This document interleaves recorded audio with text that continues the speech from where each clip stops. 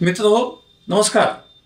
मी सतीश नारगवडा आपल्या आम्ही शिक्षकेतर या यूट्यूब चॅनलवर आपल्या सगळ्यांचं मनपूर्वक स्वागत करीत आहे. मित्रहो, वारंवार एक प्रश्न विचारला जातो. जून 25 पासून 25-26 शैक्षणिक वर्ष सुरू झालंय, तर शिक्षक शिक्षकेतरांची भरती होणार का?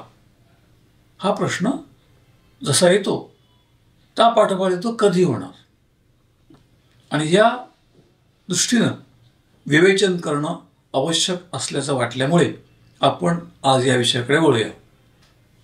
सगळ्यात पहिल्यांदी आपण जर बघितलं तर जसं बालकांना मोफत आणि हक्काचं शिक्षण अधिनियम 2009 आपल्याकडे अस्तित्वात आला व 13-14च्या वर्षापासून अंमलबजावणी करता तो स्वीकारला गेला किंवा अंमलात आणला गेला, त्या वर्षापासून काही ना काही कारणांमुळे संच मान्यता वेळेवर होत नाहीत. आपण तो बघितला असेल तर 22-23ची संच मान्यता एप्रिल महिन्यात झालेली आहे. आत्ताही 24-25ची संच मान्यता एप्रिलच्या अखेरच्या आठवड्यात दाखवली गेली ऑनलाईन पद्धतीशी, आणि मग त्यामधून जे काही गोंधळ निर्माण झाले त्या गोंधळाच्या अनुलक्षून त्या 24-25च्या संच मान्यतेच्या संदर्भामध्ये विविध वाद निर्माण झाले आणि सर्व प्रकरण न्यायालयात पोहोचलं.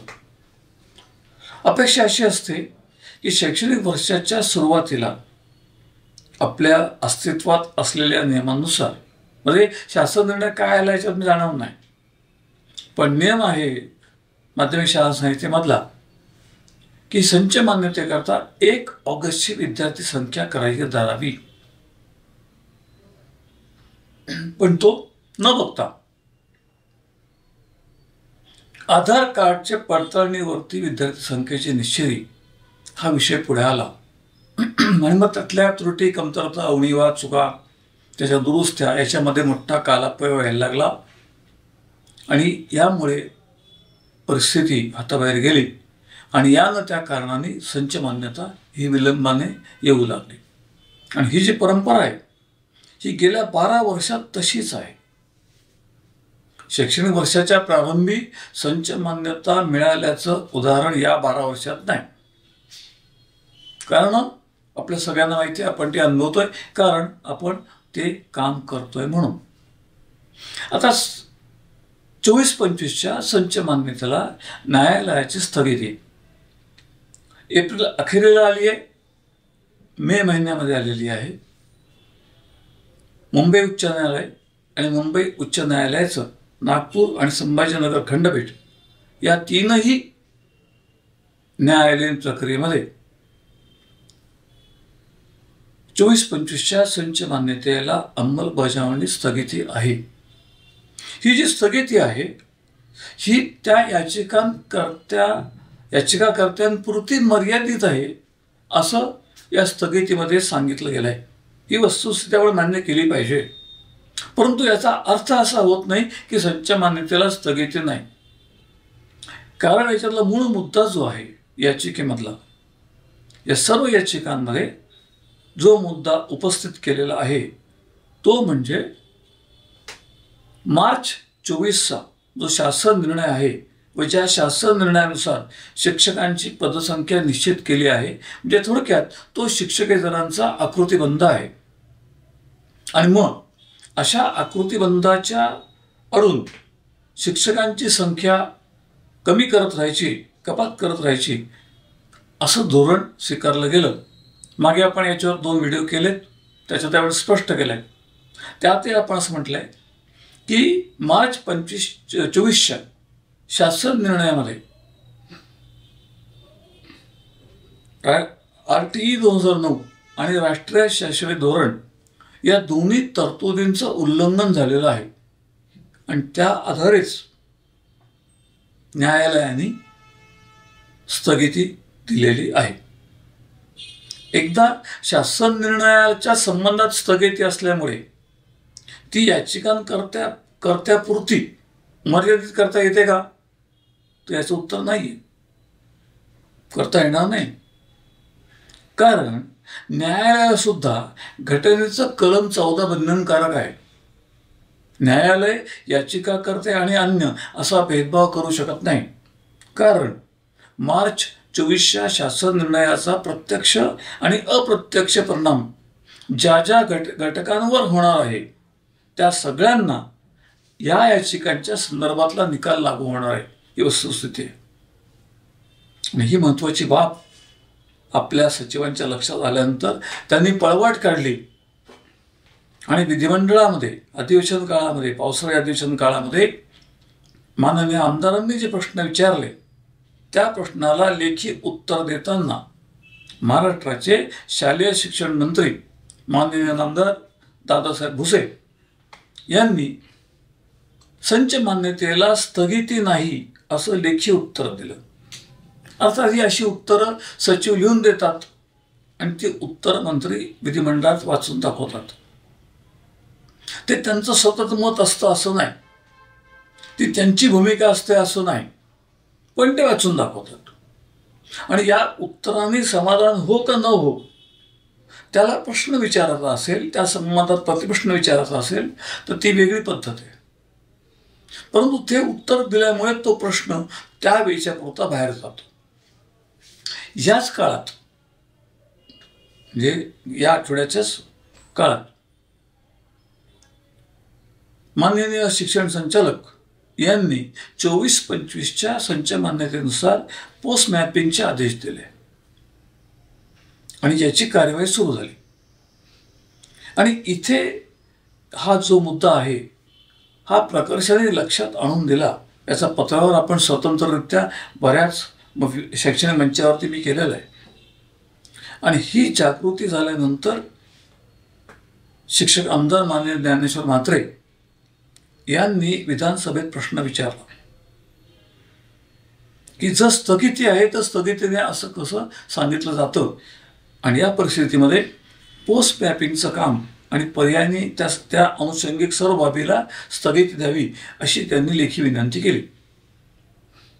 कागदपत्र आपल्याकडे आहेत, आपण दाखवणारच आहोत.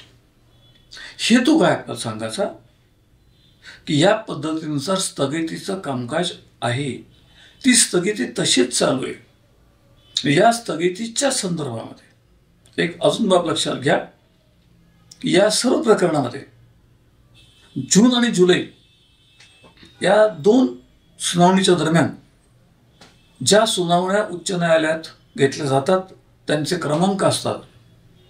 शेवटची जी तारीख झाली त्या माझ्या माहितीनुसार 162 का 172 नंबर त्या दिवशीचा होता. न्यायालयाला माहिती आहे, न्यायालय कर्मचाऱ्यांना माहिती आहे की कुठल्याही दिवशी जास्तीत जास्त 25 ते 30 एवढ्याच याचिका निकाली निघतात किंवा त्याची चर्चा होऊ शकते. मग यांनी हा एवढा मोठा नंबर लावला पुढचा, त्यामुळे ती याचिका त्या दिवशी येणं शक्य नव्हतं, अगदी ओघाने. आणि मग साधारण महिन्यानंतरची पुढची तारीख त्याला असते. शासनाने देखील या संदर्भात कुठलीही हालचाल केली नाही. कारण शासनाची प्रशासकीय भूमिका काय, अंमलबजावणी करून टाका. कोर्टाने 23-24ची यथास्थिती राखण्याबद्दल आदेश दिलेत. जस्ट 23-24ची 24-25 संच मान्यता करायची नाही असे आदेश आहेत. आणि मगाशी बोलल्याप्रमाणे भेदभाव करता येत नाही, याप्रमाणे ज्या ज्या व्यक्तींना किंवा ज्या ज्या ठिकाणी मार्च 24च्या शासन निर्णयाची बाब अंमलात येते त्या प्रत्येक बाबीला स्थगिती असेल. आणि म्हणून खाजगी मान्यताप्राप्त शाळात माध्यमिक शिक्षणाधिकारी संच मान्यता सर्रास करतायत. ते जे करणं आहे ते कायद्याच्या कक्षेत बेकायदेशीर आहे. कारण अजूनही खाजगी मान्यताप्राप्त शाळा या 5 ते 10 किंवा 5 ते 12 आहेत. आणि अशा शाळांमध्ये 5 ते 8 करता संच मान्यता करताना मार्च 24च्या शासन निर्णयाचा आधार संदर्भ घेतला असून त्यानुसार शिक्षकांची संख्या निश्चित केली गेलेली आहे. ही बाब गंभीर आहे आणि कोणी व्यक्ती या संबंधात न्यायालयात जाणार आणि न्यायालयात अवमान याचिका दाखल करणार तर ह्या सर्व गोष्टी ताबडतोब शासनाच्या विरुद्ध जातील. ही बाब नक्की लक्षात ठेवा.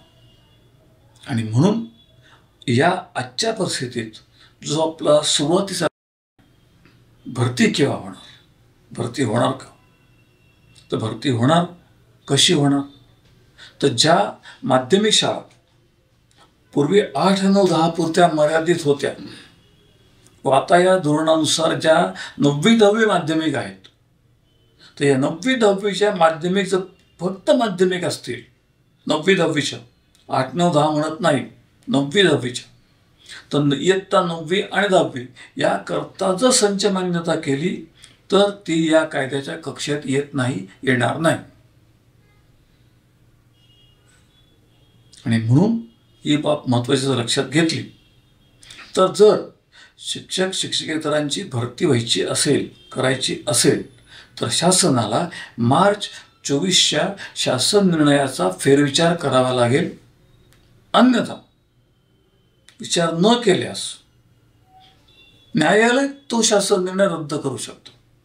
न्यायालय असं म्हणतं, the set decision is squashed and set aside, असा निर्णय येऊ शकतो.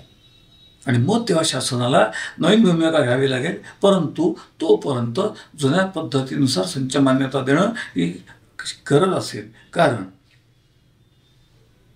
बालकांना मोफत आणि हक्काचं शिक्षण अधिनियम 2009 आणि राष्ट्रीय शैक्षणिक धोरण 2020 याच्या अंमलबजावणीत जर शाळेमध्ये शिक्षक उपलब्ध नसेल तर हाही नियमाचा भंग ठरतो. आणि मग हे ज्या व्यक्तीकडनं काम होईल, ज्या शासन म्हणा शिक्षणाधिकारी कुठल्याही संस्थेमार्फत हे काम होईल त्या ठिकाणी कारवाईला ते पात्र ठरतील. यामध्ये एक बाब अजून लक्षात घ्या, अशी जी कुठली स्थगिती असते जी आता या संदर्भित बाबीमध्ये मे 25ला आहे, अशी स्थगिती सर्वोच्च न्यायालयाच्या एका फौजदारी प्रकरणामध्ये असं म्हटलंय की कुठलीही स्थगिती ही जर 6 महिन्याच्या आत असेल, 6 महिन्यापर्यंत असेल तर ती 6 महिन्यापर्यंत टिकेल. आणि जर न्यायालयाने ती स्थगिती वाढवली नाही तर 6 महिन्यांनी ही स्थगिती रद्द होईल. म्हणजे या सर्व याचिकांची सुनावणी होत होत 6 महिन्यापर्यंत ही स्थगिती पुढे चालू राहील. आणि याचिकाकर्त्यांच्या वकिलांच्या आणि याचिकाकर्त्यांच्या म्हणण्यानुसार 6 महिन्यात या प्रश्नाचा कुठलाही निर्णय झाला नाही तर विनंतीनुसार न्यायालयाने जर स्थगिती वाढवली तर परत ती अजून 6 महिन्याकरता स्थगिती राहू शकते. ही पण बाब आपण नोंद करून घेण्यासारखी आहे. त्यामुळे या परिस्थितीमध्ये शासनाने मार्च 24चा शासन निर्णय रद्द करणे, त्याचा पुनर्विचार करणे आणि मग संच मान्यतेची कामकाज आपल्याला होऊ शकते. याच्यातला एक मुद्दा असा येतो की शिक्षकेतरांच्या पदभरतीचं काय करायचं. कारण आमचा काय संबंध असा एक विषय माझ्यावरतीकडे विचारला जातो. त्याच्यामध्ये गोष्ट अशी आहे की 1 ते 8 करता शिक्षकेतरांचा विचारच होत नाही. किंवा लक्षात घ्या, अजून आपल्याकडे संच मान्यता करताना 5 ते 10चा 5 ते 12ची संच मान्यता करताना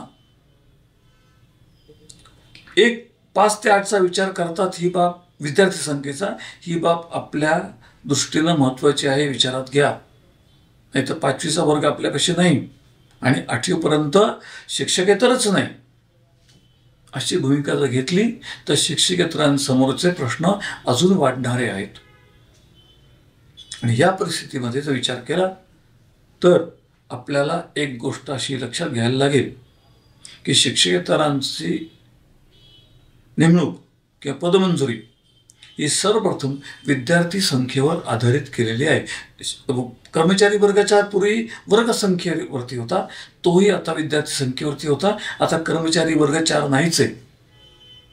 त्यामुळे वर्ग 3 असल्यामुळे जो वर्ग 3चा कर्मचारी आहे, या वर्ग 3च्या कर्मचाऱ्याला आता विद्यार्थी संख्येचा हा एकमेव आधार आहे. आणि शाळेची संच मान्यता निश्चित करताना, विद्यार्थी संख्या मंजूर करताना ज्या विद्यार्थ्यांचं आधार कार्ड तपासलं गेलंय अशी संख्या ग्राह्य धरली जाते. आणि मग अशी जी संख्या ग्राह्य धरली आहे त्या संख्येच्या आधारे शिक्षकेतर नियुक्ती केली जाते. त्यामुळे संच मान्यतेमध्ये जोपर्यंत विद्यार्थी संख्या निश्चित होत नाही तोपर्यंत शिक्षकेतरांची संख्या निश्चित होणार नाही. आधी विद्यार्थी संख्या निश्चित झाल्याशिवाय शिक्षकही निश्चित होत नाही, तसेच शिक्षकेतर निश्चित होणार नाहीत. एक बाब याच्यात महत्त्वाची नमूद करतो. साधारणतः 2 ते 3 वर्षांपूर्वी सर्वोच्च न्यायालयाने एक साधारणतः 1100 पानांचं निकाल पत्र दिलं आहे. आणि आधार कार्डच्या अनुषंगाने असलेल्या सगळ्या याचिकांचा एकत्रित विचार केला आहे. ती याचिकांची संख्या आत्ता लक्षात नाही आहे माझ्या, पण ती पण मोठी आहे. आणि या सगळ्या संख्यांचा विचार करून, सगळ्या याचिकांचा एकत्रित विचार करून आधार कार्डच्या संदर्भात आलेल्या बाबींचा निकाल सर्वोच्च न्यायालयाने लावला आहे. आणि त्याच्यात त्यांनी असं स्पष्ट म्हटलंय की विद्यार्थी संख्या तपासताना किंवा विद्यार्थ्याचा प्रवेश करताना आधार कार्डची सक्ती करता येणार नाही. माझ्याकडे तो न्यायालयीन निर्णय आहे, त्याचे निर्देश सुद्धा आहेत. अशा परिस्थितीत जर शिक्षणाधिकाऱ्यांनी आपली आधार कार्ड जे पडताळणी होऊ शकत नसल्यामुळे तो विद्यार्थी अधिकृत धरला नसेल किंवा संख्येला ग्राह्य धरला नसेल, तर आपण ती संख्या ग्राह्य धरण्यास संबंधित अधिकाऱ्यांना भाग पाडू शकतो, असा हा सर्वोच्च न्यायालयाचा निकाल आहे. ही बाब आपण लक्षात ठेवा. संदर्भाकरता आपल्याला कधी या संबंधात कुठली माहिती आवश्यक असेल तर आम्ही शिक्षकेतरशी कधी संपर्क साधा, आम्ही आपल्याबरोबर आहोत. आता याच्यामध्ये जाता जाता 2 गोष्टींचा उल्लेख करणार आहे. एक म्हणजे मंगळवारचंच राजपत्र जे आहे त्या मंगळवारच्या राजपत्रानुसार वरिष्ठ नागरिकांना पेन्शन शासनाने जाहीर केलंय. माझ्या हिशोबाने कधी 7,000 रुपयाचं पेन्शन जाहीर केलंय. वैद्यकीय खर्च 5,000 पर्यंत जाहीर केलाय. आणि महाराष्ट्रामधल्या पर्यटनच्या म्हणण्यापेक्षा यात्रा करण्याकरता 15,000 रुपयांपर्यंतचं अनुदान आत्ता राजपत्रात जाहीर केलं. शासनाचं अभिनंदन केलंच पाहिजे. विनंती पण केली पाहिजे की जे जुनी पेन्शनची मागणी करतायत तीही मंजूर करा, त्याची आपल्याला आवश्यकता आहेच. या विषयावरती आपण पुढच्या व्हिडिओत सविस्तर बोलणार आहोत. परंतु जाता आत्ता जी माहिती हाती आली ती आपल्यापर्यंत पोचवणं हे माझं कर्तव्य असल्यामुळे आम्ही आपल्यासमोर सादर केली. मी ते थांबवून आपली रजा घेतो. माझ्याबरोबर माझे सर्व सहकारी अभय सातपुते, कुपवाड, सांगली, अमोल सोनवणे, नाशिक, अमोल ठाकरे, आयकर सल्लागार आणि विधिज्ञ, अमरावती, अविनाशजी पसारकर, वाशिम, सुनील पांडे, संभाजीनगर, किशोर ठाकूर, नाशिक, रवींद्रगिरी, धामणगाव रेल्वे, अमरावती, परशुरामजी डवरी, कराड, सातारा आणि ॲडव्होकेट विजय देशपांडे, नागपूर. याबरोबरच माझे तंत्रस्नेही संजय हंडोरे, अवी आणि प्रवीण पोरदे यांच्यासह मी आपली रजा घेतो. जाता जाता आपल्याला नम्र विनंती करतो की आम्ही शिक्षकेतरचे व्हिडिओ आपल्याला आवडत असतील लाईक करा, शेअर करा जास्तीत जास्त आपल्या परिचितांना पाठवा आणि आपलं मत असेल ते कुठल्याही पद्धतीचं असो कळवा, ज्याच्या आधारे आम्ही जास्तीत जास्त